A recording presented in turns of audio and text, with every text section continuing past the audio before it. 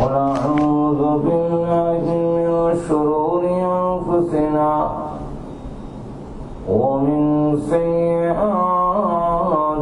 أعمالنا من يهده الله فلا مضل له ومن يضلله فلا هادي له ونشهد أن لا إله إلا الله وحده لا شريك له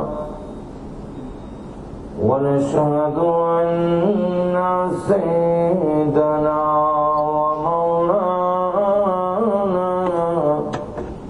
محمدا عبده ورسوله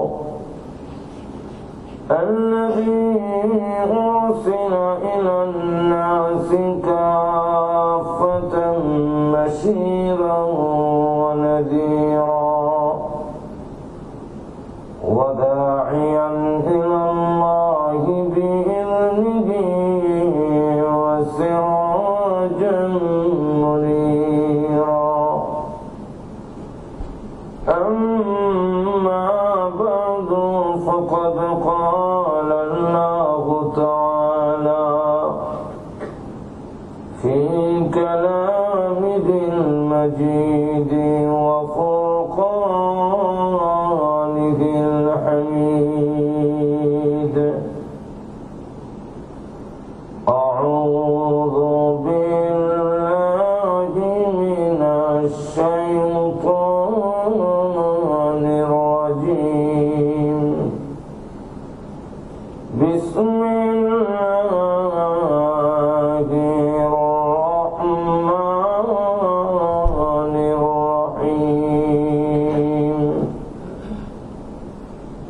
ويل لكل همزة لمزة الذي جمع مالا وعدده يحسب أن ماله أخلده كلا لينبذن في الحطمة وما أدراك ما الحطمة نار الله الموقدة التي تطلع على الأفئدة إنها عليهم مؤصدة في عمد ممددة صدق الله العظيم اللهم صل على سيدنا ومولانا محمد وعلى آله وأصحابه وسلم اللهم صل على سيدنا ومولانا محمد وعلى آله وأصحابه وسلم উপস্থিত সমবেত প্রান্তীয় মুসলমান ভাইরা, সর্বপ্রথমে মহান আল্লাহ পাকের দরবারে অসংখ্য অগণিত শুকর আদায় করছি, যিনি অত্যন্ত দয়া করে মাগরিবের নামাজ আদায় করার পরে পৃথিবীর শ্রেষ্ঠ স্থান মসজিদে বসে কোরআন হাদিসের আলোচনা শোনার মতো তৌফিক দিয়েছেন। এই জন্য আল্লাহ পাকের দরবারে শুকর আদায় করছি, আলহামদুলিল্লাহ। এক তো মসজিদে বসা, মসজিদে ইচ্ছা থাকলেও সকলে আসতে পারে না, আল্লাহ যাকে তৌফিক দেন সেই আসতে পারে। আমাদের দেশের প্রেসিডেন্ট বড় বড় লোকদের সাথে সাক্ষাৎ করতে তারাই পারে যাদেরকে অনুমতি দেওয়া। ঠিক তেমনি ভাবে আহকামুল হাকিমিনের ঘরে তারাই আসতে পারে যাদেরকে আল্লাহ অনুমতি দেয়। জন্য থানবী রহমতুল্লাহ আলাইহি ওনার কিতাবে এক ঘটনা লিখছেন এইভাবে যে গরিব লোক আর একজন বড় পয়সাওয়ালা সাপ। গরিব লোকটা ধনী লোকের মাল বহন করার জন্য শ্রম নির্ধারণ করে তার মাথায় যখন মালের গাঠি দিছে, মসজিদের কাছে দিয়ে যাচ্ছে, এই সময় গরিব লোকটা কয়, স্যার একটু নামাজ পড়ার সুযোগ দিবেন? যাও নামাজ পড়ে আস। সে মসজিদে এসে নামাজ আদায় করে তসবিহ পড়তেছে। 5 ওয়াক্তের নামাজের পরে একটা তসবিহ আছে, এটা হয় তসবিহে ফাতিমি। মিশকাত শরীফের হাদিসে আল্লাহর রাসূলের হাদিস আনছেন, কেউ যদি 5 ওয়াক্তের নামাজের পরে 33 বার সুবহানাল্লাহ, 33 বার আলহামদুলিল্লাহ, 34 বার আল্লাহু আকবার, এই মিললে হয় 100 বার। এই তাসবিহ যদি 100 বার আদায় করে আর সাগরের ফেনা পরিমাণ তার আমলনামায় গুনাহ থাকে, আল্লাহ মাফ করে। সে হাতের মধ্যে তাসবিহ জপতেছে, তার দিনই দেখে সাপ মসজিদের জানলা দিয়ে আইসা তাকে মসজিদে বসে কি হিসাব করো, কতদিন ওইটা মসজিদে বসে হিসাব করস না, কে তোর আটকে রাখলো, বের হয়ে আসতে হবে। সব গরিব লোকটা জবাব দেয়, সাপ যে আল্লাহ আমাকে মসজিদে ঢুকার অনুমতি দিয়েছেন উনি বের হতে দেয় না, যিনি আপনাকে মসজিদে ঢুকার অনুমতি দেয় নাই উনি আমার বের হইতে দেয়। এক লোক একটা কালা বান্দি কিনে আছে, কিন্তু বান্দির শর্ত হইল 5 ওয়াক্তের নামাজের সময় আমাকে সুযোগ দিতে হবে। 2 নম্বর হলো রাত্রির বেলা আমাকে কোনো কাজ করানো যাবে না। 3 নম্বর শর্ত হলো আমাকে নীরব একটি কক্ষ রুম দিতে হবে, যেখানে আর কেউ থাকবে না। মালিক এই শর্ত মেনে কালা বান্দি কিনে আছে, সে তার কক্ষে চলে যায়। সন্ধ্যা হইলে একদিন মালিক তার ঘরের কাছে দিয়ে আসতেছে, শুনে গুনগুন একটা আওয়াজ হয়, কাছে গেল, বাইরে থেকে শোনা যায় সে বলতেছে, ও আল্লাহ, তুমি যে আমাকে ভালোবাসো এর দোহাই দিয়ে বলল 24 ঘন্টা আমি তোমার বান্দি হিসেবে তোমার দরবারে থাকা উচিত ছিল, কিন্তু আমাকে আরেকজনের দুনিয়ার বান্দি গোলাম বানিয়ে দিছ, ওনার কাজ করাও আমার বড় ওয়াজিব, তাই দিনের বেলা ওনার কাজ করছে আসতে পারিনি। দিনে যে আসতে পারলাম না, মাফ করে দাও, দোয়াই দেই তুমি যে আমার ভালোবাসো, এই দোয়াই এই এর উসিলায় তুমি আমার মাফ করে। বাইর থেকে মালিক এই আওয়াজ শুনে ডাক দেয়, বান্দি বাইর করে রাখো, ঠিক করে রাখো, উল্টা কস কেন? আল্লাহ তুমি যে আমার ভালোবাসো এইভাবে না বলে তুমি বলো, আল্লাহ তুমি যা আমি যে তোমাকে ভালোবাসি। কারণ আল্লাহ তোমাকে ভালোবাসেন এটা তো খুব কঠিন বিষয়। আমরা এই দাবি করতে পারি যে আমি আল্লাহকে ভালোবাসি, কিন্তু আল্লাহ আমাকে ভালোবাসেন কিনা এটা তো আমার জানা নাই। আমরা কি কম আমরা জেনে বলছেন? হযরত আবু বকর সিদ্দিক রাদিয়াল্লাহু আনহুর কাছে যখন রাসূলের মাধ্যমে জিবরাইল এসে বললেন, ইয়া রাসূলুল্লাহ, আপনাকে আল্লাহ সালাম দিয়েছেন এবং আপনার পাশে যে একটা লোক বসা সেই লোকটাকেও আল্লাহ সালাম দিয়েছেন। আল্লাহ রাব্বুল আলামিন আপনার মাধ্যমে ওই লোকের ইচ্ছাটা আল্লাহ জানতে চান, তিনি আল্লাহর প্রতি খুশি না বেজার। এটা আবার কোন বিষয়? আল্লাহ জানতে চান কেন? চাওয়ার কারণ হইল আল্লাহর বিধান আল্লাহকে কেউ 1 দিলে আল্লাহ 10 দেয়। কত উপরে তো বুখারীর হাদিসে উল্লেখ করছেন 700 পর্যন্ত দেয়। এরপরে আয়াতে কোরআন আয়াতে বলছেন মানে হিসাব ছাড়া। তাহলে কমের পক্ষে 10 তো হওয়ার কথা। 1 টাকা দিলে কেন 10 টাকা পাবেন? আবু বকর সিদ্দিক রাদিয়াল্লাহু আনহু সব নিয়ে গেলেন, 1 টাকাও ফেরত দিলেন। আমার কথা বুঝেন? আবু বকর সিদ্দিক রাদিয়াল্লাহু আনহু ওনার ধন সম্পদ সব আল্লাহর রাস্তায় বিলীন করে দিলেন। তাইলে তখন আবু বকর সিদ্দিক আরো বেশি ধনী হওয়ার কথা, সব দিয়ে দিলেন, কিছুই নাই। সলাসরের মতো কাপড় পরিধান করে আছে। এই যে আল্লাহ দিলেন না, আমরা তো রাগ হওয়ার কথা। কত মৌলবী সাহেবের ওয়াজ শুনলাম, 1 দিলে 10 দেয়, 1 টাকা হবে না। এইটা মোল্লানের বানানোর কথা, এরকম সমালোচনা করতে পারে। তা আবু বকর সিদ্দিক রাদিয়াল্লাহু আনহু আল্লাহর প্রতি খুশি না বেজার, আল্লাহ জানতে চান। আল্লাহ যাকে বেশি ভালোবাসেন তাকে দুনিয়াতে না দিয়া সম্পূর্ণটা পরকালের জন্য জমা রেখেন। এই জন্য একজন শাহজাদি একটা করে একটা আয়সা করে সবটা করে সিরিয়াল শেষ করুন। আমরা আবার ঘাবড়াই না বলে একটা থেকে আটটা দিতেছে, আমরা ঘুমাই আছেন এটা সব শেষ করবো। আমরা মনে করি যে লাইন ছেড়ে দিতেছে, লাইন ঠিক আছে, সব সিরিয়াল করতে হবে। কথায় যখন এসে যায় এখন বলতে হয়। এক শাহজাদি খুব আল্লাহওয়ালা, সে তার উদ্দেশ্য হলো কোন দরবেশ যদি পাওয়া যায় তাহলে স্বামী গ্রহণ করবো, আর কোন দরবেশ যদি না পাওয়া যায় জিন্দিগিতে স্বামী গ্রহণ করবো। একদিন তার বান্দিকে বললো, দেখতো খুঁজা কোন দরবেশের সন্ধান পাওয়া যায় কিনা। খুঁজতে খুঁজতে গিয়ে এক দরবেশ ধরে আছে, তার কিচ্ছুই নেই, বাড়ি ঘর নাই, কোন তাহার একটা আস্থান আছে। তখন বললো, তুমি কি আমাকে বিয়ে করবে? বলে, আমার মতো দরবেশকে আপনি গ্রহণ করবেন? বলে, হ্যাঁ আমিও রাজি। বিয়ে হইল। এখন বাড়িতে তো খাবারের কিছু নেই, সারাদিন রোজা রাখে। তো একদিন সারাদিন ঘুরতে ঘুরতে কোনো কিছু পায় না।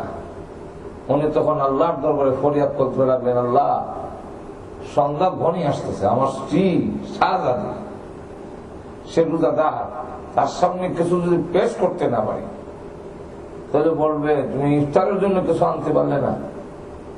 আল্লাহ তুমি আমার স্ত্রীর কাছে লজ্জিত করে না, কিছু দাও।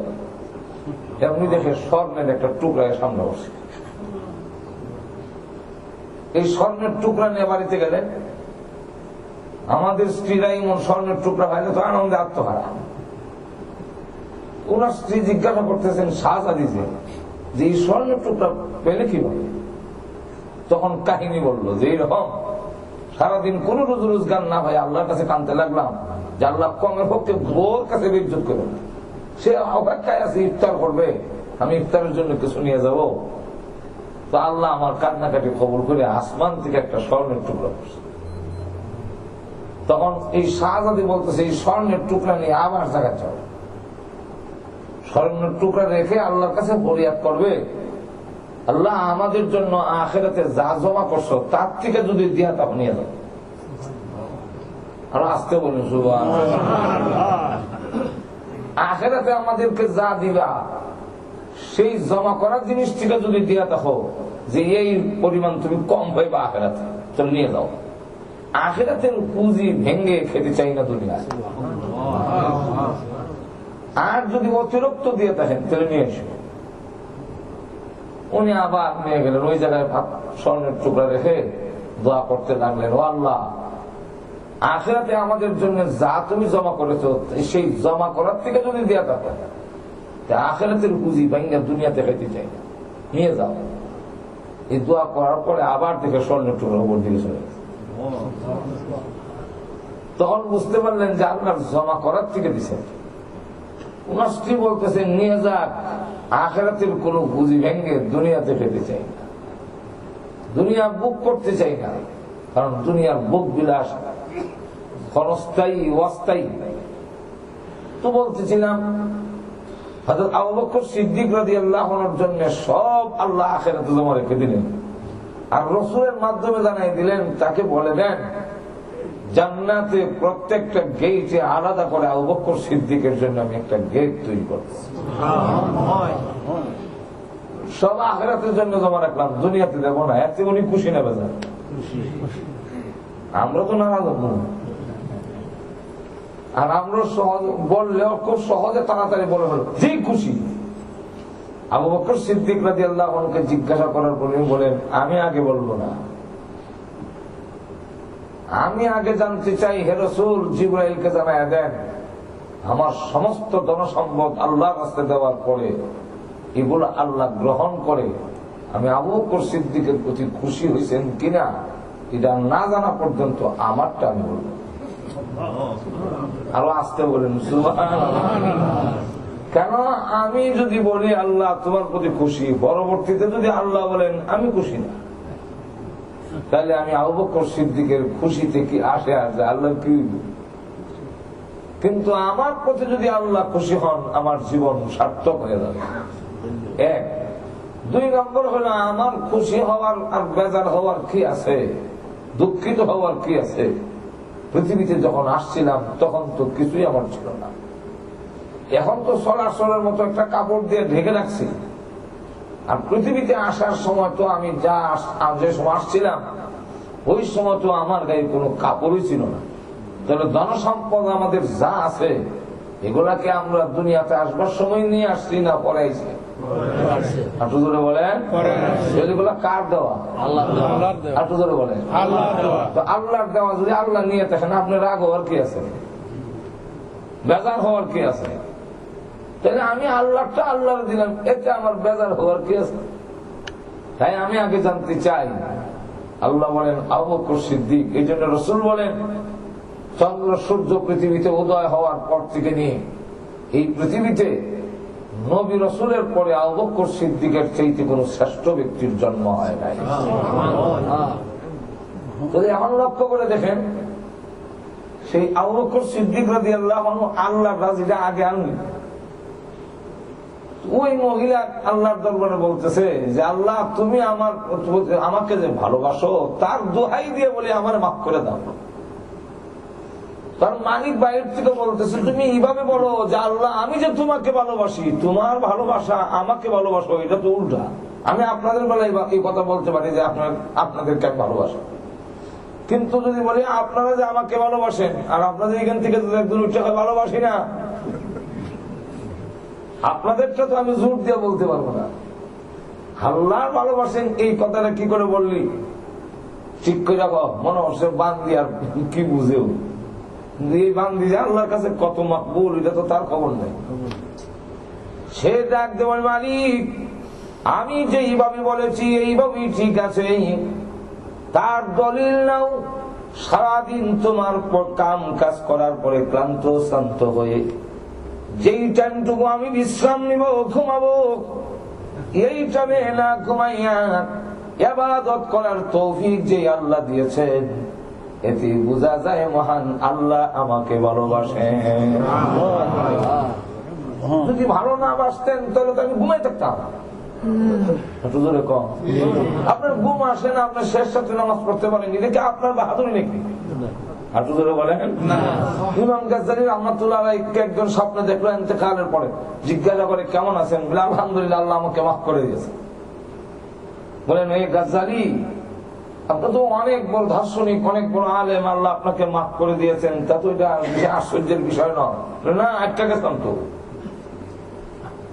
আল্লাহ আমাকে জিজ্ঞাসা করলেন নাজাত পাওয়ার মতো কি আছে তোমার কাছে, পেশ করো।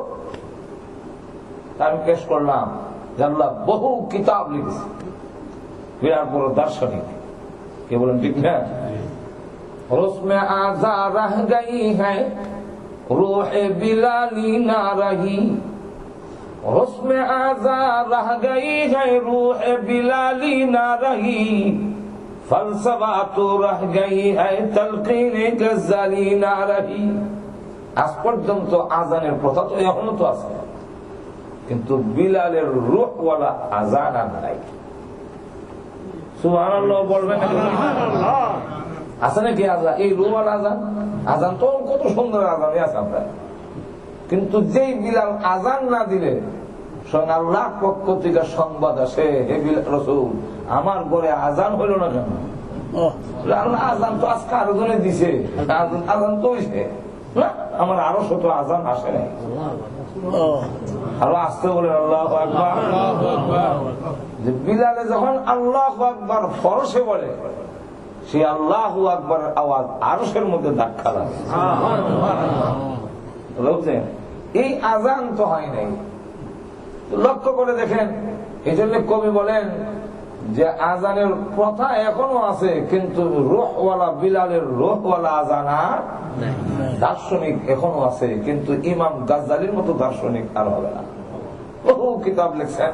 যাই হোক, আল্লাহ তখন এর জবাবে বললেন, তোমাকে লোকেরা রাইটার, লেখক, কলামিস্ট বলার জন্য লিখেছো, এত আমার কাছে কি পুরস্কার হবে? কিতাব লেখার সাথে সাথে তো একটা কথা এসে যায়, বা অনেকেই বলে আমি লিখছি।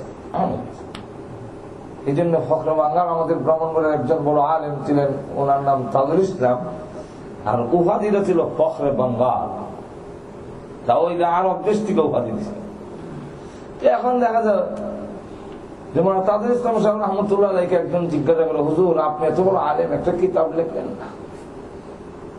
উনি তার জবাবে বললেন, যা লেখা হয়েছে সব কি পড়ে ফেলেছ?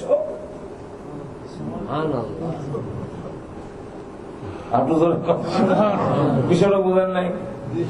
যা কিতাব পর্যন্ত বই পুস্তক লেখা হয়েছে সব কি তোমার পড়া শেষ? আমারটা বাকি রয়েছে, বুঝলেন না? তাহলে আমাকে লেখার জন্য আমি লিখে বললে এক জব আর কিছু বললেন, এতটুকু বললেন যা লেখা হয়েছে সব কি পড়া হয়ে গেছে? না, তাদের জবাব হইব না।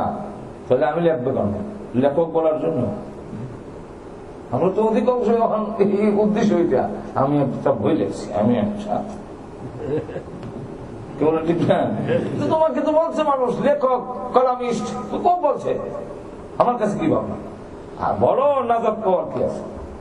আল্লাহ তাহাজ্জুদের নামাজ পড়ছি, রাত জাগ্রত থেকে ইবাদত বন্দি করো, খুব ঘুম আসে নাই তাই পড়ছো। ঘুম আসলে কি কেউ পড়তে পারে না? নামাজ তুই যায়, ও ঘুম আসে, ঘুম আসে নাই, তুমি নামাজ পড়ছো, এর জন্য আমার কাছে কি আছে?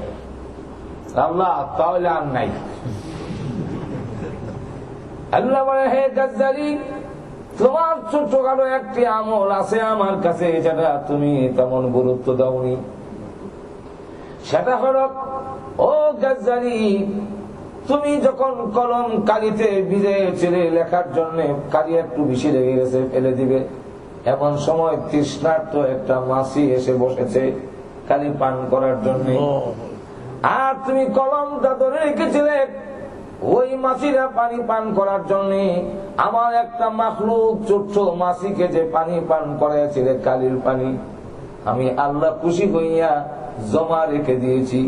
এই আমলটাকে উসিলা করে তোর জিন্দেগির গুনাহ মাফ করে দিলাম। যাই হোক, আল্লাহ রাব্বুল আলামিন তৌফিক দিয়েছেন, আমি রাত্রে ইবাদত বন্দি করি, আল্লাহর দেওয়া তৌফিক। না সারাদিন কাম কাজ করার পরে মানুষ আর ইবাদত করার ক্ষমতা থাকার কথা নয়। আল্লাহ যে ভালোবাসেন এটাই হলো দলিল। আর তুমি সারাদিন অবসর থেকেও আড্ডা মারো, নামাজ পড়ো না, এতে বোঝা যায় আল্লাহ তোমার ভালোবাসেন না বলেই তৌফিক দেন। আমাকে তৌফিক দিয়েছে। লোকটা চোখ উল্টায় বলে, এটা তো বান্দি না, এটা তো অনেক আল্লাহর সাথে সম্পর্ক। আমাদের এমন কোন কারামতি অলৌকিক কিছু যদি জাহির হয়ে যায়, তখন আমরা ভিতরে ভিতরে আনন্দিত হই যে জনগণের কাছে আমাদের একটা জনপ্রিয়তা বাড়বে। মানুষের এখন পানি ভরা তাবিজ হাদিয়া তো হওয়া ঘুমাইছেন নাকি আল্লাহ জানে, যেরকম ঠিক না? মনে মনে আমারটা অন্য ঠান্ডা, মনে মনে খুশি হয়ে মাশাআল্লাহ আমার আমার কারামতি দেখছে, যখন এখন তো হাদিয়া তো হবেই, ডলার বেশি হবে। কিন্তু ওই বান্দি কি বলে শুনেন, হ্যাঁ প্রভু, তোমার সাথে আমার কথা ছিল, চুক্তি ছিল, তোমার আর আমার সম্পর্ক কাউকে জানাবে না। তাহলে লোকটাকে জানাই দিয়েছো কেন? আমার মালিককে জানাই যখন দিয়েছো, প্রকাশ করে যখন দিয়েছো, তোমার আর আমার সম্পর্ক, ফাক বিজনি, আমাকে তুমি তোমার কাছে নিয়ে যাও। বলতে দিদি সে ইবান্দি মরতে দিদি, আল্লাহু আকবার, মৃত্যু হয়ে গেল। তখন মালিক বলে, হা এমন এক বান্দি, এখন তোর বিপদ করলাম, ওর গোসল, ওর কাপন দাপন সব আমার উপর বললো। ঠিক আছে, গোসল আইসা দেবো, বাজার থেকে কাপড় নিয়ে আসে, সাদা মার্কিন কাপড়ের কাপড় নিয়ে আসছে।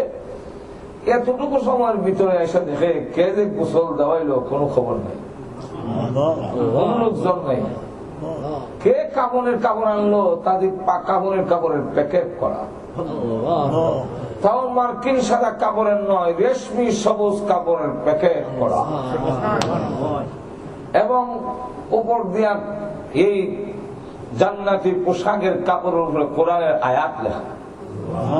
এই বিশ্ববাসী ভালো করে জেনে রাখো, আয়াতটা এইভাবে লেখা, আলা ইন্না আউলিয়া আল্লাহ লা খাউফুন আলাইহিম ওয়া লা হুম ইয়াহজানুন। সাবধান হে দুনিয়াবাসী, ভালো করে জেনে রাখো, আলা ইন্না আউলিয়া আল্লাহ, যে আল্লাহর অন্তরঙ্গ বন্ধ হয়ে যায় তার কাফনের চিন্তা নাই, তার সন্তান কি হবে এই চিন্তা তার নাই, তার সন্তানের জিম্মাদার আল্লাহ। তার কাফন দাফনের জন্য চিন্তা তোমাদের প্রয়োজন নাই, আল্লাহ তাদের জিম্মাদার হয়ে যায়। চিন্তা করেন, এতটুকু বলার উদ্দেশ্য হইল, মূল উদ্দেশ্য হইল যে আজকে আমরা এখানে মাহফিলে এসে বসছি, মসজিদে বসার যে তৌফিক দিয়েছেন, এটা আমাদের অহংকার করার কিছুই নাই, মহান আল্লাহ তৌফিক দিয়েছেন বলেই আসা সম্ভব হয়েছে। এই জন্য আমাদের জন্য উচিত আমরা আল্লাহর শুকর গুজার হওয়া, আল্লাহ শুকরিয়া আদায় করে আল্লাহ আমাদের বসার তৌফিক দিয়েছে। এই জন্য আমরা সকলে জোরে সরে বলি আলহামদুলিল্লাহ। আল্লাহ রাব্বুল আলামিন আমাদের তৌফিক দিয়েছেন। তা আমি আজকে আপনাদের সামনে যেই জিনিসটা বুঝাইতে চাই, যা আলোচনা করার জন্য আপনাদের সামনে সূরাতুল হুমাযাহ, ওয়াইলুল লিকুল্লি হুমাযাহ, আমরা যে সমস্ত সূরাগুলো নামাজের মধ্যে পড়ি, এগুলা মোটামুটি কিছু অর্থ জানার দরকার। আমার জেহেনের মধ্যে বলাইছে যে এক মাস যাতা হয় না মিনাল জিন্নাতি ওয়ান নাস পর্যন্ত সব সূরা হইলাম। কারণ আমরা যে সমস্ত সূরাগুলো নামাজের মধ্যে সচরাচর পড়ি, কি কই না কই মুঠো তো বুঝি না। আমরা আমার কথা বললে কিছু হ্যাঁ বা না কই আমরা বুঝি না, বোঝার কারণে আমাদের অনেক সময় মন বসে না, মন থাকে না কেন, কারণ কি বলতেছি তা তো বুঝতেছি না। যেরকম ঠিক না, এই জন্য আমরা যদি জানতে পারতাম যে আমি এই বলতেছি, যারা জানে এবং বলে, তারা আল্লাহর সাথে যখন কথা বলতে দেখে, নামাজ যখন পড়তে দেখে, কোরআন তেলাওয়াত যখন করতে দেখে, দিন দুনিয়ার খবর থাকে না, তার কষ্ট অনুভব হয় না, যেহেতু সে মহান আল্লাহর সাথে কথা বলছে। এই জন্য আল্লাহ কোরআন শরীফ পড়লেন। আগে যার নাম বললাম মৌলানা তাজুল ইসলাম সাহেব রাহমাতুল্লাহ আলাইহি, একবার আমাদের ব্রাহ্মণবাড়িয়া, তখন কুমিল্লা জেলা ছিল, তখন তো আলাদা ডিস্ট্রিক্ট হয়েছে ব্রাহ্মণবাড়িয়া, তখন কুমিল্লা ব্রাহ্মণবাড়িয়া এক ডিস্ট্রিক্ট, আমরা তো তখন মহকুমা। কুমিল্লার ডিসি সাহেব আসছে ওনাকে নেওয়ার জন্য এক প্রোগ্রামে। ডিসি সাহেব ভাবলেন ওনার সাথে তো এমনি সহজে কথা বলা যায় না, গাড়ির যখন উঠবো, আগে যে বলা হয়েছে না, আমরা এই দেশে আসলে যত সহজে আপনাদের সাথে লাগল ভাই আমরা সময় দিতে পারি, দেশে গেলে আর এই সুযোগ। কারণ এই বছর প্রোগ্রাম নিব মাত্র 150টা। 150টা আমার প্রোগ্রাম নিব নভেম্বর থেকে নিয়ে একেবারে মার্চ পর্যন্ত। প্রোগ্রাম জমা হয়েছে 7,000-এর উপর। তাহলে দৈনিক কয়টা হলে পরে 150 দিনে 7,000।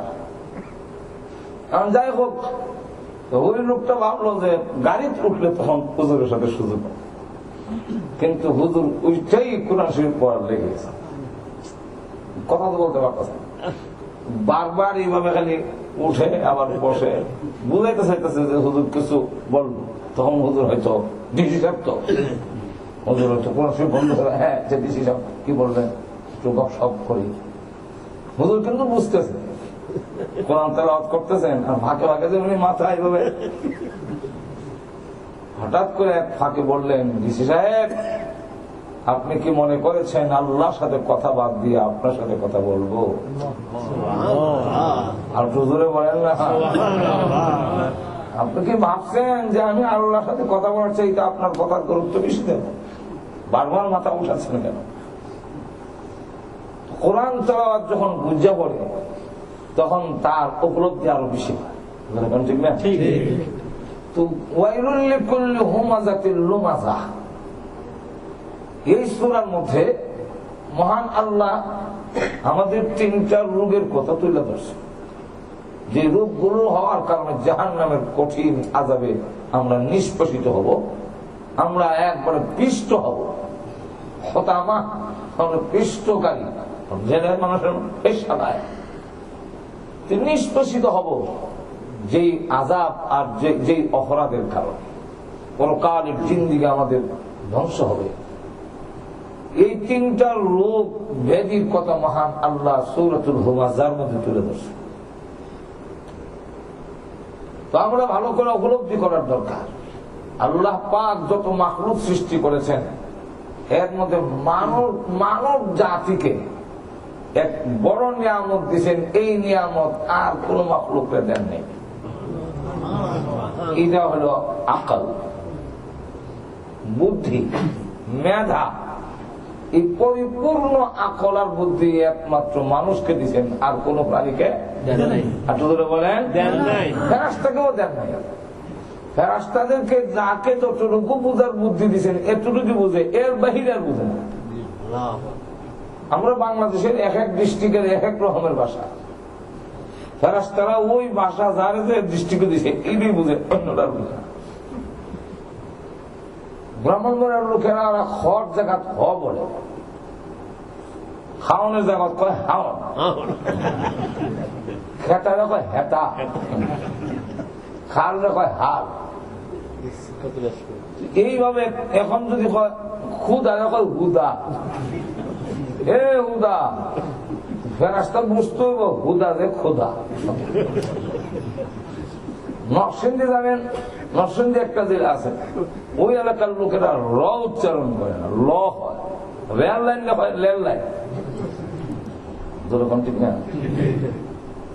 ঢাকা যারা নাকি আসল ঢাকা এবং সিলেটের কিছু কিছু এলাকা রাত দন্তা শর্ট তারই বা স উচ্চারণ করতে হবে, এরকম স। ঢাকাতেও আসে কিছু লোক দেখবেন সদর ঘাট কয়, সদর ঘাট সভাপতি।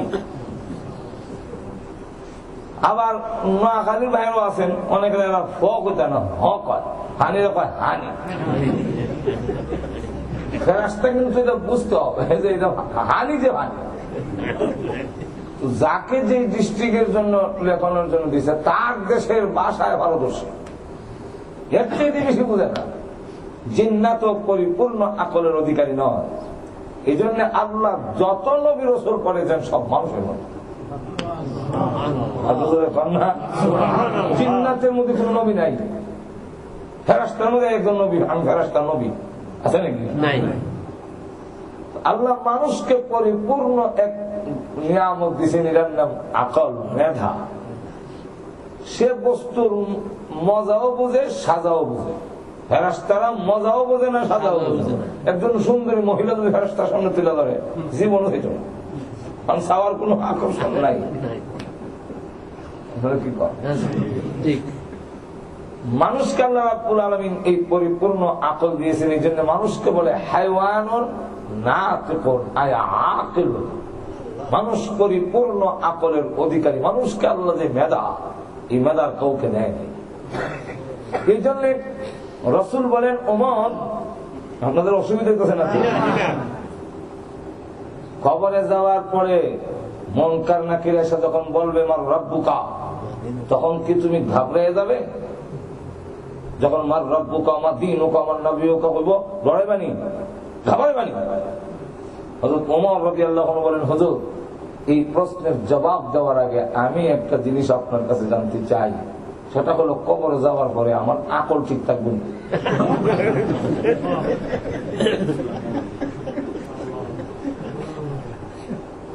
আল্লাহ রাসূল বলেন, আমার কবরে যাওয়ার পরে এখন তোমার মেধার যে পাওয়ার, এর থেকে কবরে যাওয়ার পরে আরো ভালো থাকবে, আরো সতেজ থাকবে।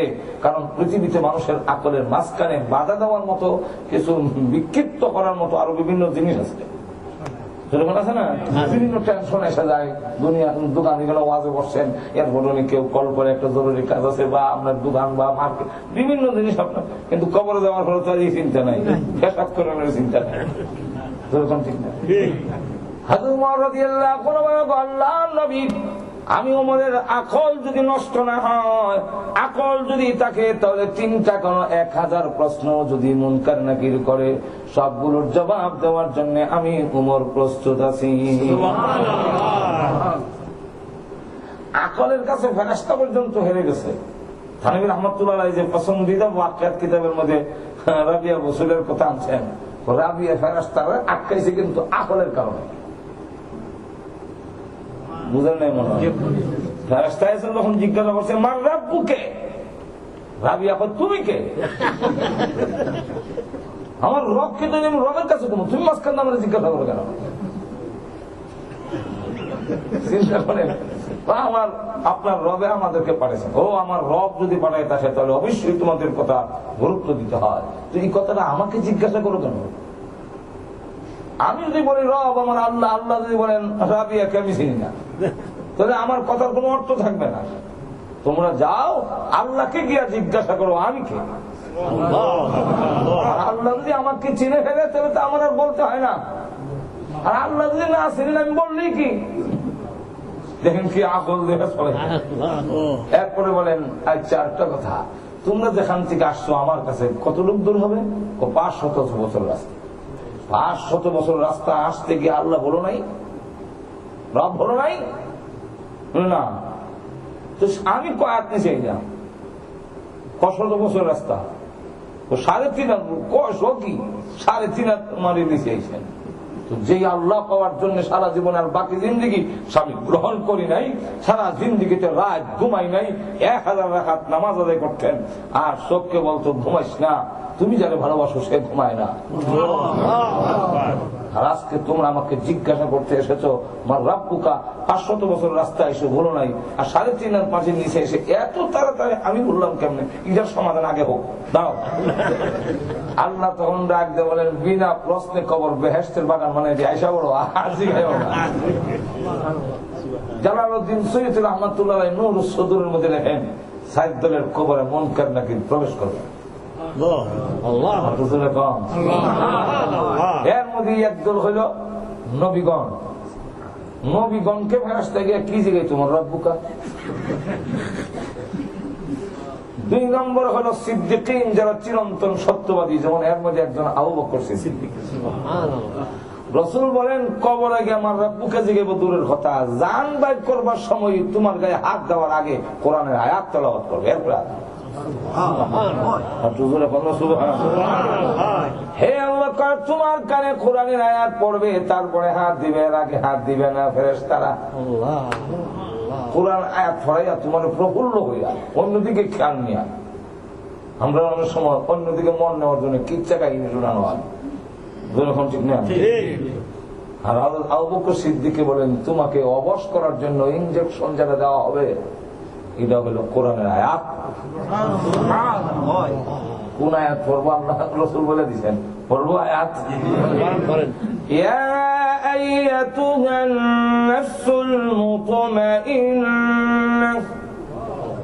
ইরজিই ইলা রাব্বিকি রাদিয়াতাম মারদিয়াহ فادخلي في عبادي وادخلي جنتي।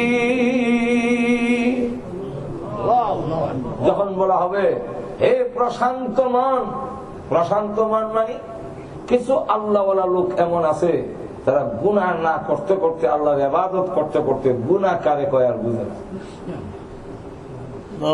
ঘুমাই গেছেন নাকি? যে জীবনে সিনেমা দেখে নাই, টেলিভিশনের নাটক দেখে নাই, নাটক দেখানোর কোন শখ নেই, আসলে 1-2 বার দেখা দিয়েছে নাটক করে নামাজ মনে হয়ে যায়। টেলিভিশনের নাটক আলহামদুলিল্লাহ আলমিনের ফাঁকে নাটক। এখন লক্ষ্য করে দেখেন যে জীবনে কোনোদিন গুনাহ করে নাই, গুনাহ কি মজা এটা আর বুঝে না। এই জন্য আনোয়ার শাহ কাশ্মীর রহমতুল্লাহ আলাইহি কইলি তো অসুবিধা দিয়েছে, সব কথা বলা যায় না ওয়াজের মধ্যে, কারণ ছোট বড় সব মিলাই তো। আনোয়ার শাহ কাশ্মীর রহমতুল্লাহ আলাইহি বিয়ে করছিলেন 40 বছর বয়সে, আর কিতাব লয়ে পড়তে পড়তে, আর বউর কথা মন নাই, বিয়ে করার কথা মন নাই। কথা বলছেন আনোয়ার শাহ কাশ্মীর রহমতুল্লাহ আলাইহি বলতেন যে দারুল দেওবন্দের যত কিতাব আছে আল্লাহ না করুন যদি এই কিতাবগুলো নষ্ট হয়ে যায় আমি তাহলে চলব। ওনাকে ব্রাহ্মমান লাইব্রেরি বলা হচ্ছে। তখন বলেন তো দেখি এরা বহু বিয়ার চিন্তা করবো কোন সময়। তো 19-40 বছর বয়সে বিয়া করেন। বিয়া করার পরে পারি বিয়া দিয়ে যদি মজা জানতাম আগে করতাম।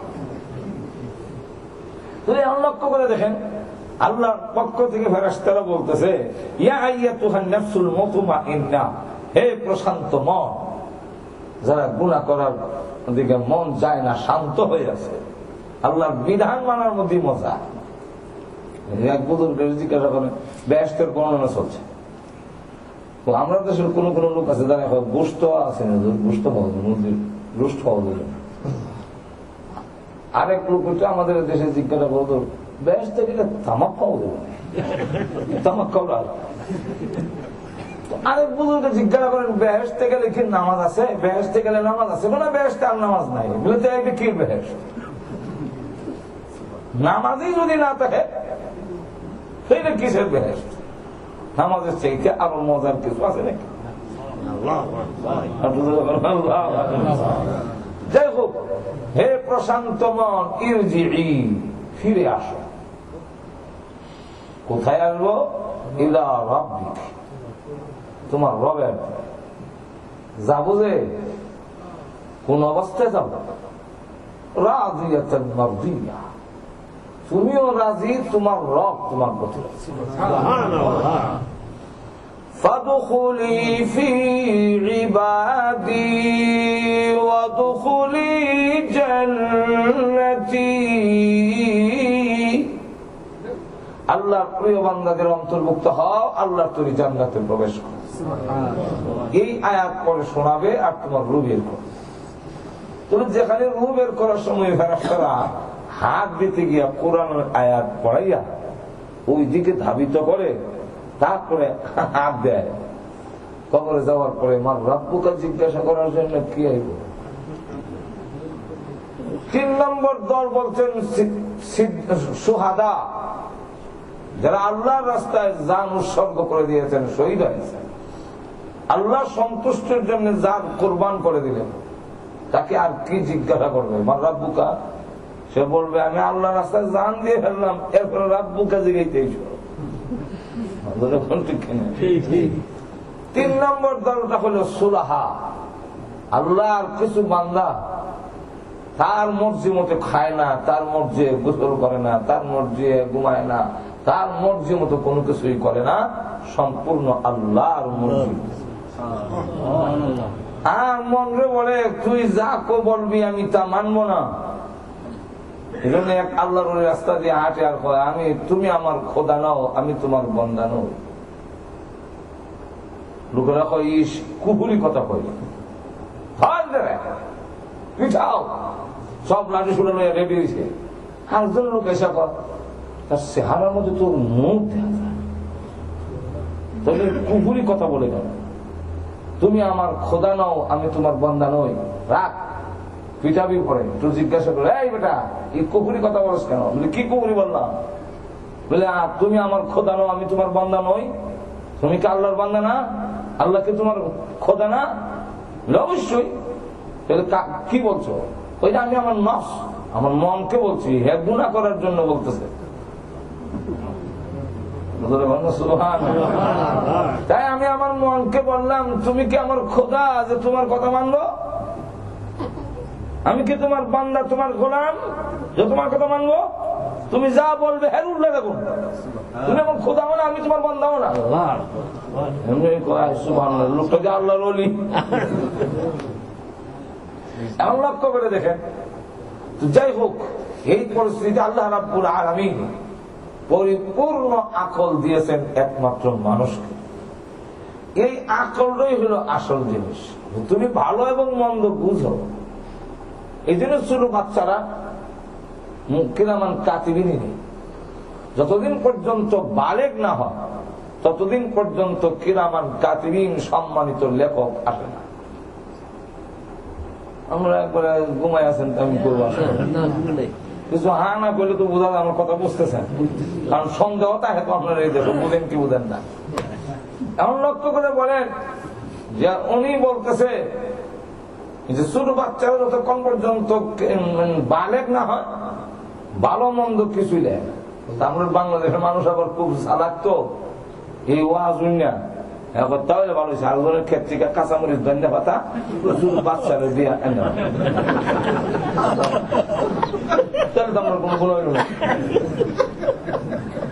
রসুল জানায় দিয়েছেন ছোট বাচ্চার কিরামান কাতিবিন নাই, কিন্তু সে তাকে দিয়ে যারা গুনাহ করাবে আর তাকে যে ভালো পথে পরিচালিত করবে তার আমলনামায় গুনার সওয়াব লিখে দেওয়া হবে। ছোট বাচ্চা দিয়ে যদি কেউ গুনাহ করায় তাহলে গুনার কাম বাবার আমলনামায়, মার আমলনামায়। আমরা বাংলাদেশে ছোট ছোট বাচ্চাদের দিয়ে 100 টাকা দেওয়া হয়, তুই ঠান্ডা খাইস আর এই ব্যাগটা ওই যেখানে জনসভা হইতেছে এখানে হলাই দেওয়া হয়। হ্যাঁ, মনে হয় 100 টাকা হয়েছে, হলাই দিলে কি। আর কিছু কিছু লোক মনে করে যে ছোট বাচ্চা দিয়ে বোমা ফুটাই দিলাম, তাহলে আমার তোর কোনো গুণ হইল না। না, যে এই ছোট বাচ্চাকে দিয়ে গুনার কাজ করাবে তার আমল নামে গুণা লেখা হবে। আর ওই যে ছোট বাচ্চারা কোরআন শরীফ পড়ে, কায়দা সেবারা পড়ে, আমরা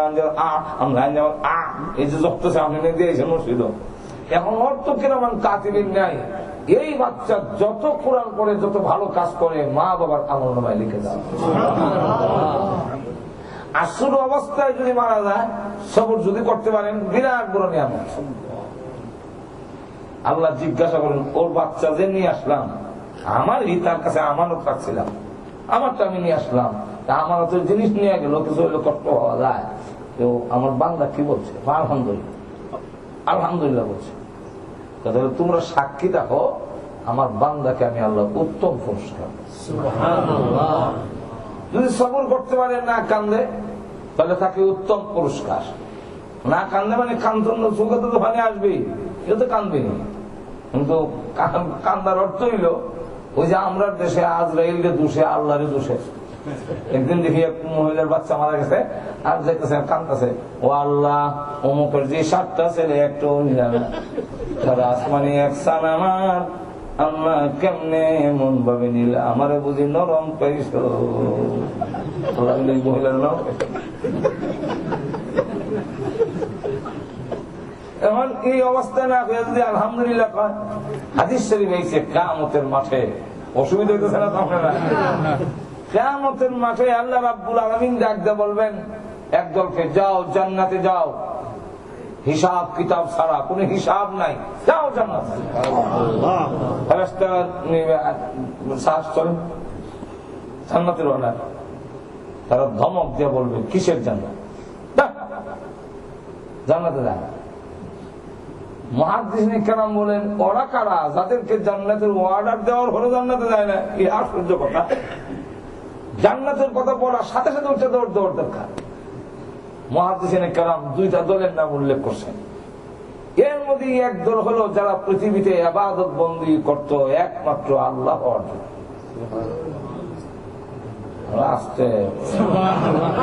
এমন কিছু লোক আছে কিনা? এখনো আগেও ছিল, আগে তো অভাবে আছে, এখন পার্সেন্টেজ কিছু কমেছে, কিন্তু এরপরও কিছু লোক আছে। তারা বলে, জান্নাত ও দুজক সে ইয়া রব কিয়া করো, জান্নাত ও দুজক সে ইয়া রব কিয়া করো, আরজু হাই কে মাই তুঝে দেখা করো। আল্লাহ জান্নাত আর জাহান্নাম দিয়ে আমি কি করব? আমার আকাঙ্ক্ষা তোমাকে দেখ। কিয়ামতের কঠিন ময়দানে এই সমস্ত লোকদেরকে যখন বলা হবে জান্নাতে যাও, ফেরেশতারা গিয়ে বলবেন, চলেন জান্নাতে নেওয়ার জন্য অর্ডার। ধমক দিয়ে বলে, জান্নাত যাব না। জান্নাত কিসের? জান্নাতের জন্য তো আমি ইবাদত করি নাই। ও ফেরেশতারা, জান্নাত বলি না, আগে বলো আমার রব কোথায় আছে, আমার আল্লাহ কোথায়? যতক্ষণ পর্যন্ত আল্লাহর দিদার নসিব না হবে এক কদমও জান্নাতে যাব না। তখন বলা হবে যে জান্নাতে না গেলে তো আপনার রবকে দেখবেন না, এখানে তো আসবেন না, জান্নাতে দেখবেন। যেখানে আপনাকে রব দেখাবেন সেখানে যেতে হবে, তাই নাকি? চল। আরেক দল হইল মুসলমানের যে ছোট বাচ্চারা মারা যায়, এদেরকে বলবেন জান্নাতে যাও বিনা হিসাবে, তোমার কোন হিসাব পত্র নাই, মাসুম তো, এই যাস না। কেন? আমার মা বাপ খুব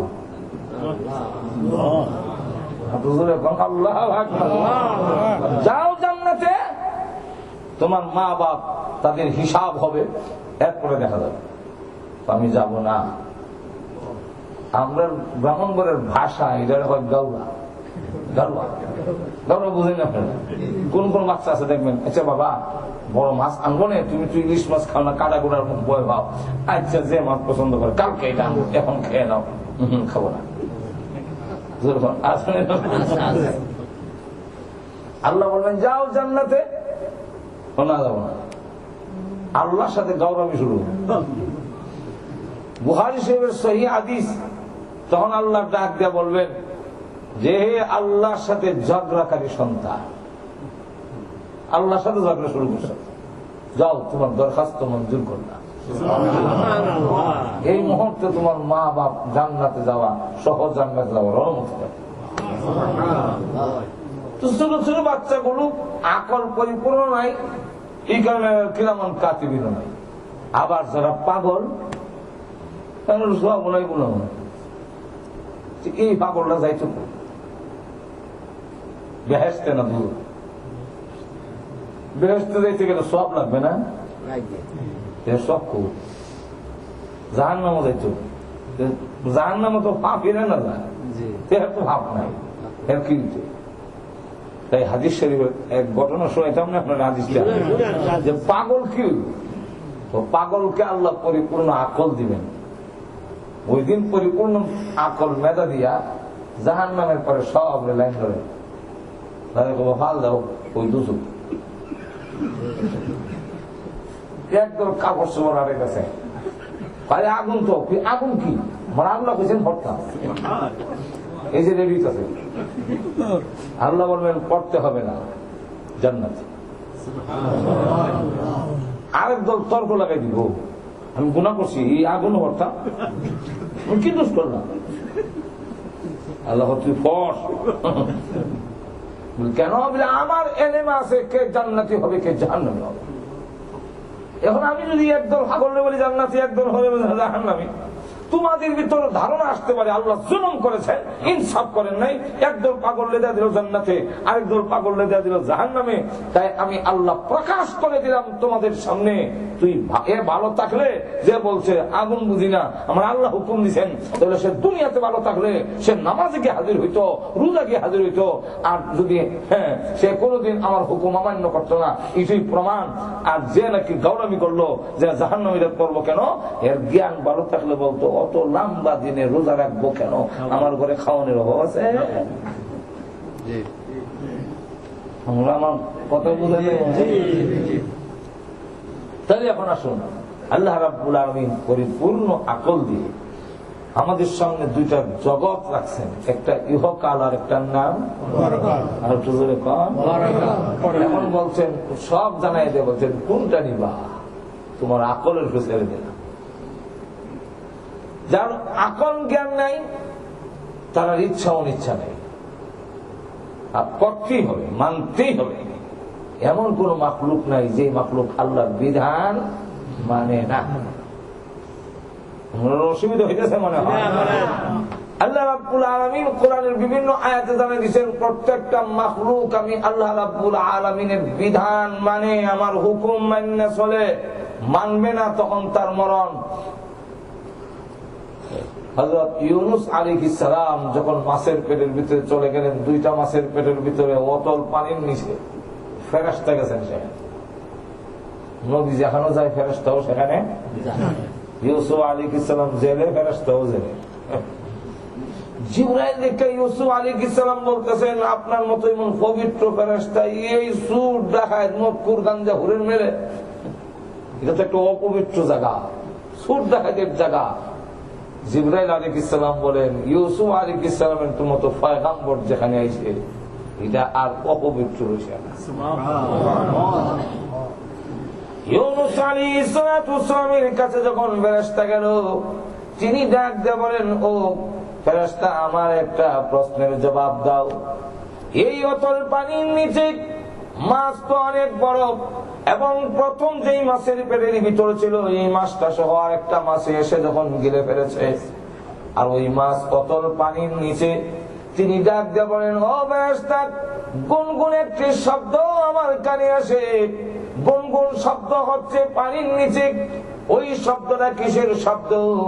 তখন ফেরেশতা ডাক দিয়ে বলে ও আল্লাহর পয়গম্বর এই অতল পানির নিচে যতগুলো কাঙ্কর আছে সবগুলো মহান আল্লাহর জিকিরে লিপ্ত আছে। আপনি যে আওয়াজ শুনতেছেন এটা পাথরের আল্লাহ মহান আল্লাহর জিকিরের আওয়াজ আপনার কানে আসতেছে। ইউনূস আলাইহিস সালাম বলেন তাহলে আমি আল্লাহর জিকিরে লিপ্ত হয়ে যাই।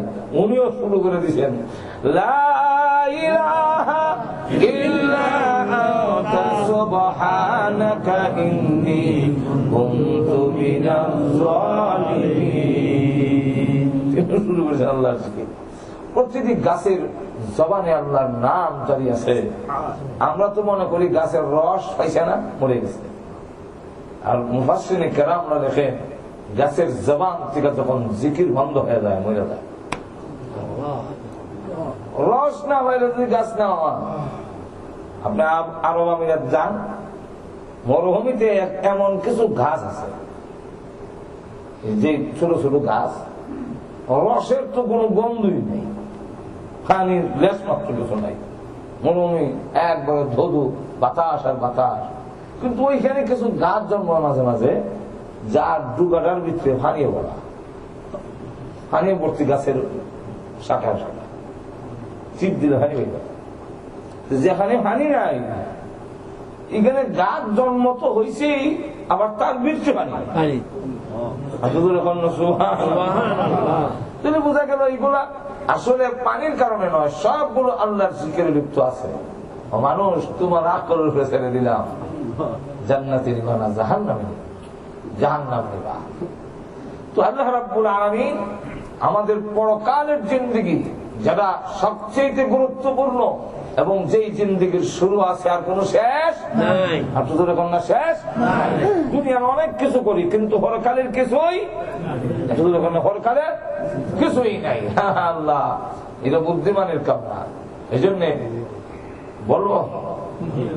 বলবো না অসুবিধা হইতেছে?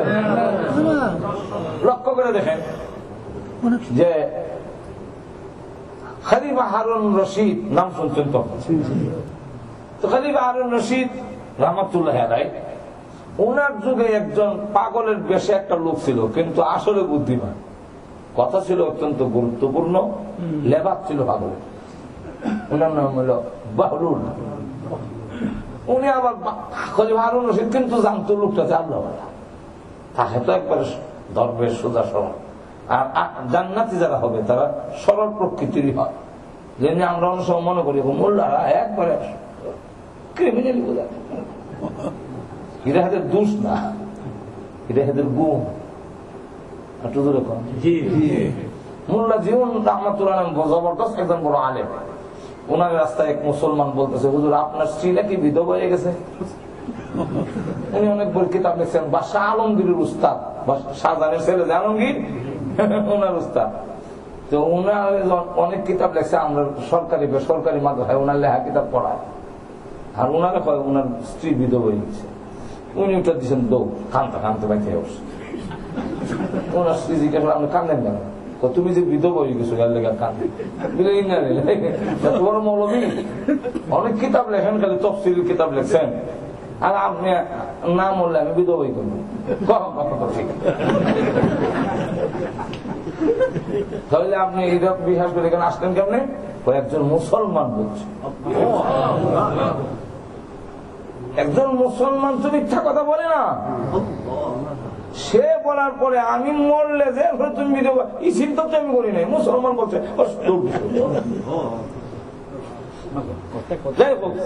এখন লক্ষ্য করে দেখেন, খলিফা হারুন রশিদ তাকে দেখে বেকুফ, লাঠিটা নে, এই লাঠিটা তোরে দিলাম, তোর চাইতে আরো কোন বেকুফ যদি পাস বেয়া হল এটা দিয়ে দিস। বহলুল লাঠি নিয়ে ঘুরে, মাঝে মাঝে আবার বাদশার অর্ডার, বহলুল যেই সময় আসে, বহলুল এইভাবে হিরম না হইলে আধা পাগলের মতো একবার একটা টিকিট লয়ে কাগজ লয়ে অর্ডার কর, জান্নাতের টিকিট, জান্নাতের টিকিট 1 লাখ টাকা, জান্নাতের টিকিট, জান্নাতের টিকিট 1 লাখ টাকা। তো খলিফা হারুন রশিদের স্ত্রীর নাম ছিল জুবাইদা, সেও খুব নেককার। সে ডাক দেখো, এই পাগল টিকিট কত? বলে 1 লাখ টাকা। একটু কম নেই? বলে না, 1 টাকা কম হবে না। তো ঠিক আছে 1 লাখ টাকা কিনলাম। খলিফা হারুন রশিদ এসে যখন শুনছে বাহরুলের কাছ থেকে 1 লাখ টাকা দেয় টিকিট কিনছে, তখন তোমার মেয়ে লোকের যে সরলতা একটা দুষ থাকে এইটাই প্রমাণ। রানী হইয়া বহরুলের কাছ থেকে একটা টিকিট কিনলে 1 লাখ টাকা দিয়া, হ্যাঁ দাদার বাড়ি টিকিট দিত।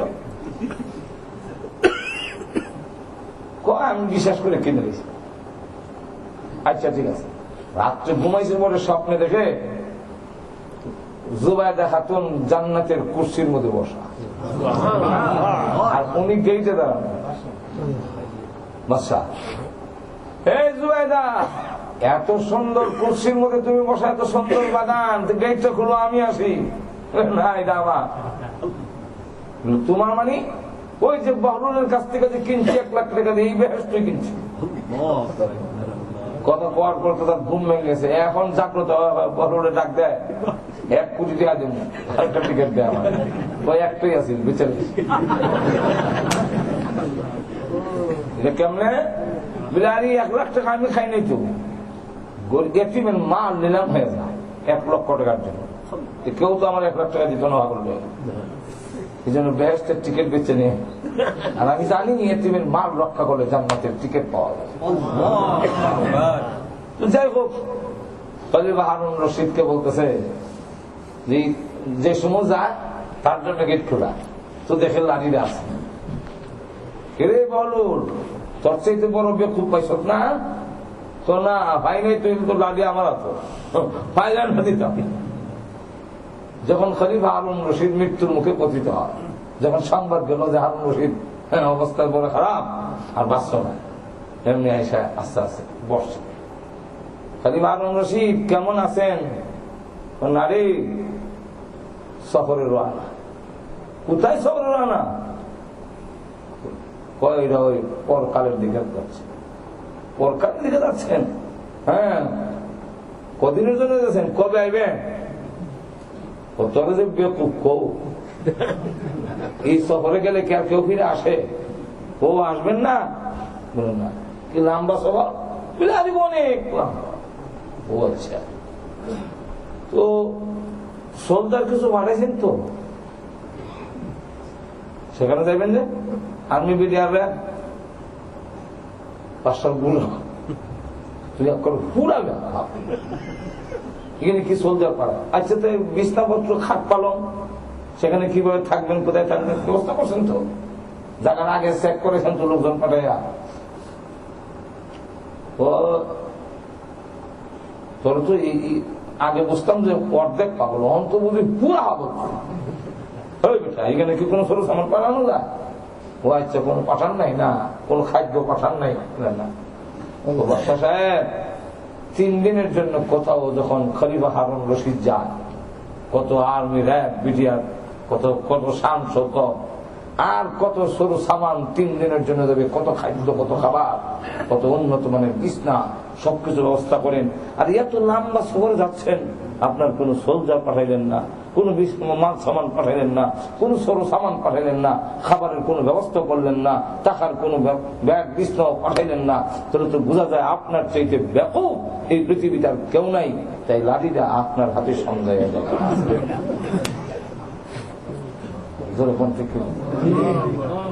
এখন আসুন, আল্লাহ রাব্বুল আলামিন সেই পরকালের জীবনটাকে বুঝাবার জন্য আল্লাহ পাক যুগে যুগে নবী রাসূল পাঠাইছেন। এর মধ্যে সর্বশ্রেষ্ঠ নবী হলেন আমাদের।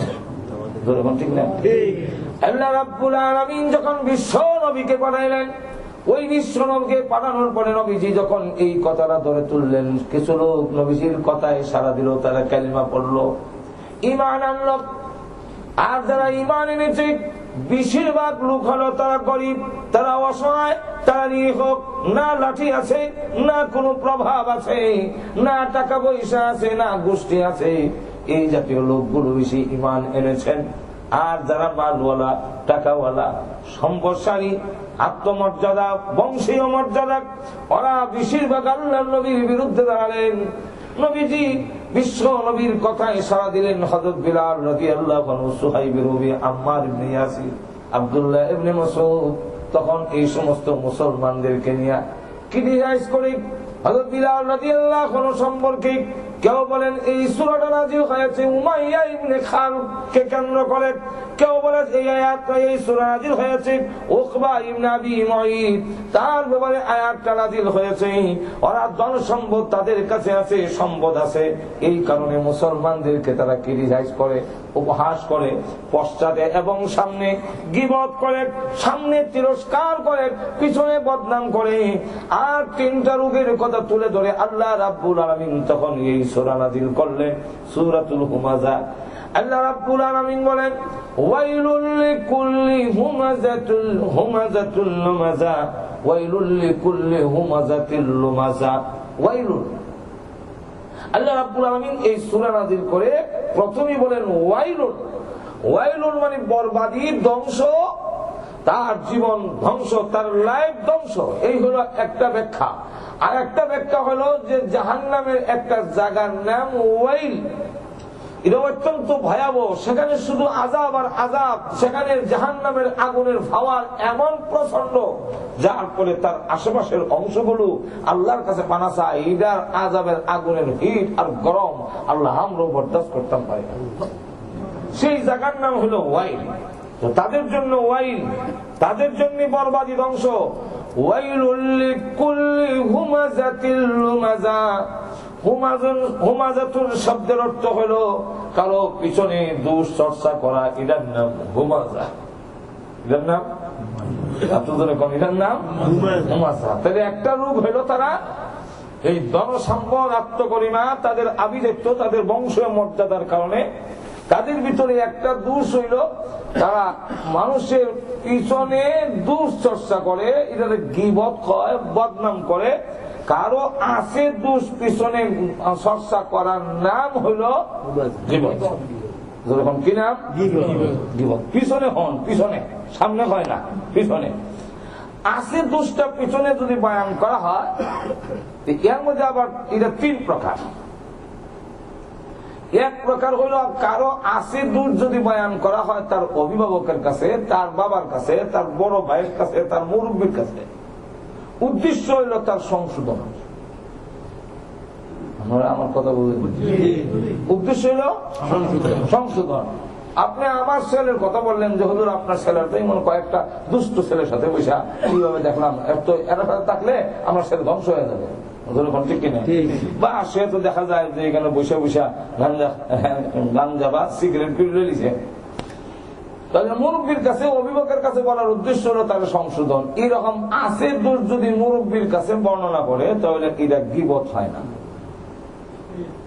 দুই নম্বর হলো কোন ভাইকে, কোন আরেকজন লোককে কোন টক বাটফারের হাত থেকে রক্ষার জন্য যদি বলা হয় এর পিছনে এর দোষটা, এটা গীবত হয় না। কেন? এটার উদ্দেশ্য হলো তাকে হেও করা নয়, উদ্দেশ্য হলো আরেকজনকে দূতাবাজির থেকে বাঁচানো। আমাদের ব্রাহ্মণবাড়া বিশ্বের একটা মোড় আছে, সিলেট থেকে চিটাগাং থেকে ওই দিকে গেলে এখানে একটা মোড় আছে, আমরা বাসা হয় যে রাউন্ড অ্যাবাউট। আমরা বাংলাদেশে হইলো গুল চক্কর, গুল চত্বর। আরব দেশে গিয়ে লিডার দাওয়া।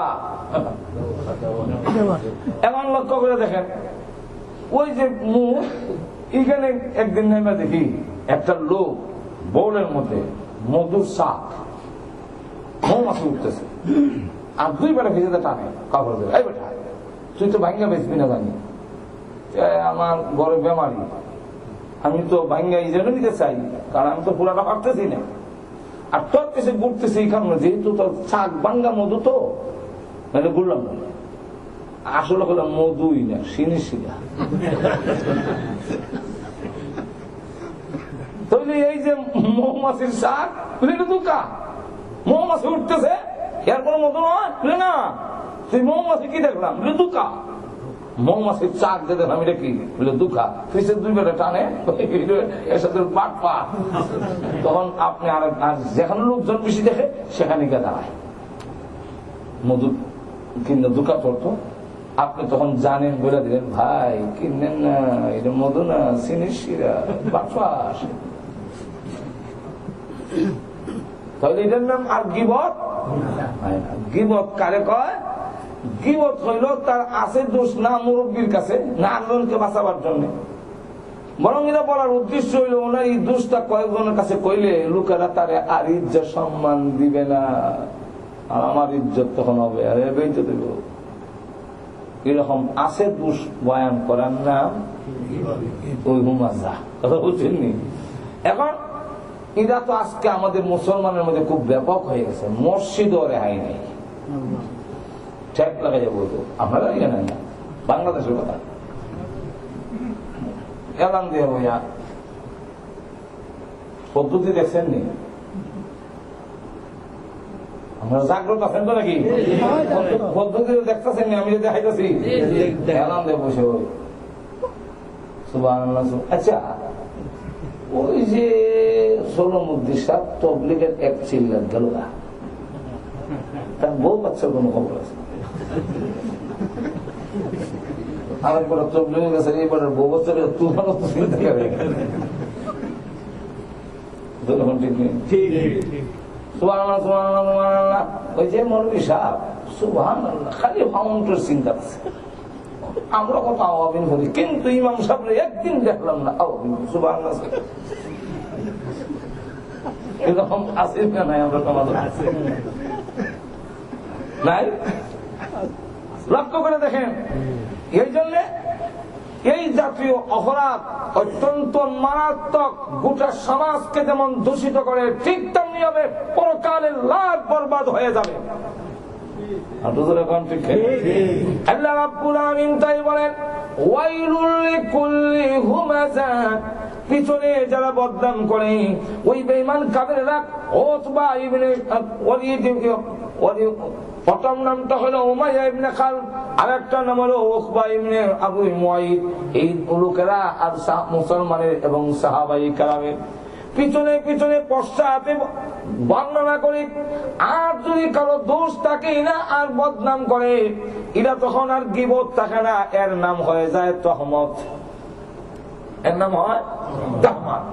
এমন অপরাধ, এরা এমন অপরাধ, কোন মানুষ যদি আল্লাহর হক নষ্ট করি, নামাজ ঠিকভাবে পড়ে নাই, এখন শুরু করে দিয়েছে আর বলে আল্লাহ পিছনে যা গুনাহ করেছিলাম মাফ করে দাও, কিয়ামতের কঠিন ময়দানে আল্লাহ রাব্বুল আলামিন যেই সমস্ত নামাজ পড়ে নাই আর ওই নামাজ আদায় করতেছিল পরিপূর্ণ করতে পারে নাই, এর ভিতরে মরে গেছে, আল্লাহ ইচ্ছা করলে শাস্তি দিতে পারেন, ইচ্ছা করলে মাফও করে দিতে পারেন। কিন্তু যদি আপনি আমি মানুষের বদনাম করি, তাহলে এরা আল্লাহ রাব্বুল আলামিন মাফ দিবেন না, যার গীবত করেছেন ওই লোক মাফ দিতে হবে।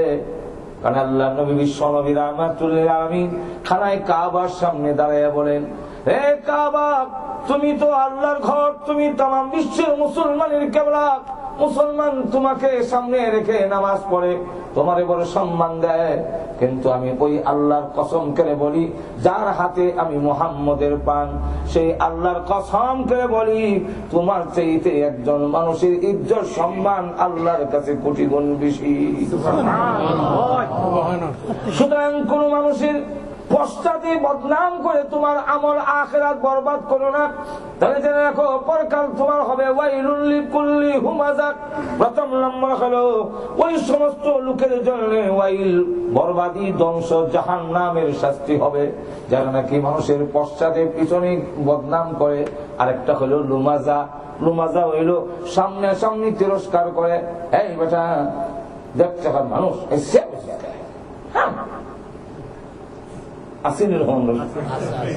হেও করো না। হইতে পারে তুমি বিরাট বড় বড় লোক, হ্যাঁ গরিব মানুষ, হয়তো হতে পারে তোমার আভিজাত্য অনেক ঊর্ধ্বে, তুমি বড় বংশের, হ্যাঁ নিচু বংশের, এই জন্য তার কাপড় চোপড় ভালো না, তোমার কাপড় চোপড় ভালো, এই কারণে তারে যদি তিরস্কার করো, হয়তো এমনও হতে পারে আল্লাহর কাছে তোমার চাইতে ওই লোকটার দাম মর্যাদা কোটি গুণ বেশি হবে। সুতরাং কাউকে সামনাসামনি তিরস্কার করা এটাও আরো বড় মারাত্মক। কেউ বলেন গীবত মারাত্মক, কেউ বলেন সামনাসামনি, কেউ বলেন পিছনে পশ্চাতে তার বদনাম করা এটা মারাত্মক, কেউ বলেন সামনাসামনি করার আরো বড় মারাত্মক। কোনটার ফজিলত, কোনটা বেশি বড় অপরাধ, এই নিয়ে মুফাসসিরিন কেরামদের মধ্যে আবার ইখতিলাফ। কেউ বলেন পিছনে যারা করলো এটা তো আর এইবারও প্রতিবাদ করতে পারে না, কারণ আপনার বদনামে আপনি জানেন না, ধরে কোন ঠিক কিনা। ও না জানার কারণে আপনার তো প্রতিবাদ করতে পারলাম না। আর সামনে সামনে হলে তো একজনের প্রতিবাদ করে আপনার শুরু করে দিয়েছেন এইভাবে, সুতরাং প্রতিবাদ করা যায়। সুতরাং এই জন্য পশ্চাৎ যেটা করে এটা বড়, কেউ বলেন যে সামনাসামনি যেটা করলো এটা আরো বড়। একজন আল্লাহর বান্দাকে তুমি জনসমক্ষে অন্য মানুষের সামনে লাঞ্ছিত করলে, অপমান করলে, এটা আল্লাহ বরদাস্ত করেন না। যাই হোক, আমি আবার ইনশাল্লাহ সুযোগ পেলে আরো করুনে। এখন প্রথম নম্বর শুরু করে দিলাম, যাতে করে আবার কিছু রাখার দরকার, কালকের যেখানে ওয়াজ এখানে যেন আপনারা আবার যান, ঠিক না? আর এখন তো আলহামদুলিল্লাহ আমরা ইয়ের জামায়াতে মুসলিম সেন্টারের সম্মানিত ইমাম ও খতিব, অত্যন্ত শ্রদ্ধা বাজন ব্যক্তিত্ব, আর আপনারা অত্যন্ত ওনাকে ছিলেন, আপনারা মহব্বতের উনিও আসছেন। ওলামাই কারাম এখানে আপনারা এই যে বললেন মুসলিম সেন্টারের সম্মানিত ইমাম ও খতিব ওনারও আছেন। আসফার মসজিদে ওলামাই কারাম এখানে যথেষ্ট, অনেকের এখানের ভিতরে ওয়াজ গুড়গুড়ি ডাকতেছে, কথা বলছেন না? এই অবস্থা আমি আর বেশি লম্বা করতে চাই না। 2 নম্বরটা হলো এটার নাম হলো রুমাজা, অর্থাৎ পশ্চাদের পিছনে অথবা সামনে কারো বদনাম করা, তিরস্কার করা, অপমান করা, এই হলো 2টা রূপ। 3 নম্বর রূপটা হলো আল্লাযী জামাআ মালান ওয়া আদ্দাদা, মাল ধনসম্পদ জমায়। আগেকার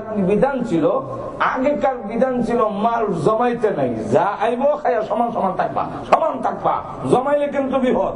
আর এখনের যুগে সুফিয়ান সাউরি রাহমাতুল্লাহ আলাইহি বলেন, বর্তমান যুগে উলামায়ে মুতাআখিরিন যারা, এরা অনুমতি দিয়েছেন যেহেতু দুনিয়ার জগৎ হন বাড়া না, সুতরাং কিছু ব্যাংক দিও, কিন্তু নিয়তটা বাড়া রাখো। ঘুমাই গেছেন নাকি? আর রাসূল সাহাবায়ে কেরাম এর আগের যুগের লোকেরা নিয়ম হইল, যা ইনকাম করবা সমান সমান থাকতে হবে, সমান সমান, যাতে এই ধনসম্পদ তোমার জন্য হিসাব দিতে কষ্ট না হয়। এবং এই ধনসম্পদ জমাইলেই এটার একটা সাইড এফেক্ট আছে, এটার খারাপ দিক আছে, সুতরাং জমাইও না। আর শুধু মুতাআখিরিন বলছেন, যেহেতু এখন ফিতনা ফাসাদের যুগ, যদি ধন সম্পদ কিছু না থাকে, না সন্তান মানুষ করা যাবে, না মসজিদের কাজে দেওয়া যাবে, না মাদ্রাসার কাজে দেওয়া যাবে, সুতরাং কিছু খাইয়া কিছু রাখি। মাদ্রাসারও হক আছে, মসজিদেরও হক আছে, ইয়েতিম গরিবের হক আছে, সন্তানের হক আছে। এই হক দিতে গিয়া আমি যদি কারো হক নষ্ট না করে জমাই, তাহলে অনুমতি দিচ্ছেন। আর বইনের হক মাইয়া, ভাইয়ের হক মাইয়া যেমন ফিজার লইয়া প্রস্তুতি ছিল, এই জন্য কারো হক নষ্ট না করে যদি খাইয়া দেওয়া, বইনেরটা দিয়া, ভাইয়েরটা দিয়া, বউরটা, তার আওলাদের, আত্মীয় স্বজন, গরিব, মসজিদের সবেরটা দিয়েও যদি আপনার কাছে থাকে, তাহলে জমা করণটা অনুমতি আছে। কিন্তু কাদেরদের চরিত্র ছিল মাল জমায় আর করে কিটা ও আদাদা, খালি গনে, কোন থেকে খালি গনে, আমার $90 আছে, এটার 100 করতে 90, 90, 90, 95, 95, যখন আসেন এরকম আপনারা নাই, আমার আছে। পরোটে হাতা উল্টে বাইর করে গনি কত আছে, 90, এটা 100 করতে হবে দিয়ে, এই করে। আর তাদের ধারণা হইল, এটা তারা ধারণা মানে তারা একই, তারা তো ইয়াহসাবু এই শব্দটা যখন কাফিরের বেলায় আসে তখন তারা ইয়াকিন হয়ে যায়। সুতরাং তাদের ইয়াকিন হইল আল্লাযী ইয়াহসাবু আন্না মালাহু আখলাদা, তারা ইয়াকিন আর বিশ্বাস হইল যে এই যে ধনসম্পদ আমার হাতে আইছে, এটার জীবনে হাত ছাড়া হবে না। আল্লাহ রাব্বুল আলামিন তার জবাবে বলেন, জেনে রাখো, কাল্লা, কখনোই না। ঠিক কিনা? কখনোই না, বরং এই সমস্ত রোগের কারণে তুমি কোথায় নিক্ষিপ্ত হবে? কাল্লা লা ইউমবাদান্না ফিল হুতামা, বুঝলেন না? পিষ্টকারীর মধ্যে তোমার স্থান। পিষ্টকারী কি? আল্লাহ আবার জিজ্ঞাসা, ওয়ামা আদরাকা মাল হুতামা, এই যে নিষ্পেষণ যে করবো, এই নিষ্পেষণকারী, পিষ্টনকারীটা কিটা? আল্লাহ ব্যাখ্যা দিয়ে নিজে বলেন, রাসূল এর আগে আপনি জানতেন না, আমি জানাই দেই। আল্লাহ বলেন নারুল্লাহিল মুকাদা, এটা আল্লাহর প্রজ্বলিত আগুন। নারুল্লাহ আল্লাহর আগুন, আল মুকাদা এটা প্রজ্বলিত, আল্লাতী তাত্তালিউ আলাল আফইদা, যেন মানুষের কলিজা পর্যন্ত উদয় হবে। দুনিয়ার আগুন সামরাত লাগলে কলিজার যেমন আগে মানুষ মরে যায়, কিন্তু জাহান্নামের আগুন কলিজা পর্যন্ত যাবে, মরবে না। কথা বুঝছেন? আল্লাতী তাত্তালিউ আলাল আফইদা, কলিজা পর্যন্ত গিয়া বসবে। ইন্নাহা আলাইহিম মুকসাদা, সেখানে বান্দা থাকবো তারা কি এর মধ্যে, ফি আমাদিন, এবং আরেক কেরাত মতে ফি উমদিন মুমাদ্দাদা। উমদ আমার সাত কারাত দেহের মধ্যে ট্রেরবি উমদিন মুমাদ্দাদা, তবে বড় বড় স্তম্ভের মধ্যে বাইন্দা তুলবে কেন, আর বের হওয়ার কোন রাস্তা নাই। তারা আবদ্ধ হয়ে যাবে ফিলারের মধ্যে, তারা বেষ্টিত হয়ে যাবে আগুনের মধ্যে। আল্লাহ রাব্বুল আলামিন আপনি আমাদের সকলকে এগুলোর থেকে বাঁচার তৌফিক দান করুন। আমিন। ওয়া আখিরু দাওয়ানা আলহামদুলিল্লাহি রাব্বিল আলামিন।